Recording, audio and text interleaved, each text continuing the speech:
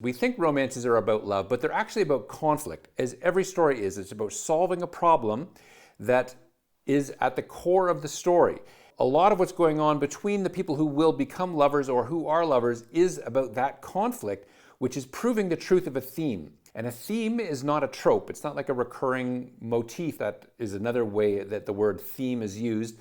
But the way that I mean theme is as a philosophical truth statement that demonstrates what it means to be human and how to live the good life. Let me give you an example of 3 of the most popular books that were also adapted into movies of the last, 10 or 15 years.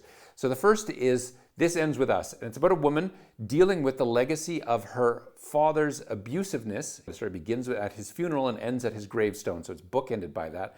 And it's about her struggling to be successful in life and in love, and through a relationship that begins and is romantic and is wonderful, but becomes abusive, and how she deals with it so that she doesn't go down the path that her mother and her father went down. And so it's about that conflict, and it's about that theme of needing to grapple with and overcome trauma in order to move forward and find true love. And the romance is the vehicle to explore that conflict and that theme.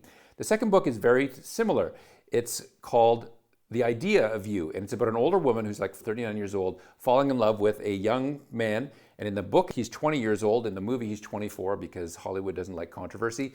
And they have this relationship. And interestingly, the book and the movie have different themes, because in the movie, and this is a spoiler by the way, they end up together in the end, and the theme is about the need to have patience and commitment in order to realize love through the difficulties of a challenge like a big difference in age. And in the book, they end up apart, and she chooses instead the mental well-being of her daughter and her own career. And so it becomes about the double standards that women face and how that limits their ability to have happiness, and how they have to choose duty over passion. And the third book and movie is The Silver Linings Playbook, which is about love conquering all. And it's about a man grappling with his mental health issues and doing it in partnership with a woman who has mental health issues, and together they're able to supersede those mental health issues and find healing together. So you can see that in all those examples, it's not fundamentally about the relationship and the love per se. Those are the vehicles for the conflict and the thematic exploration.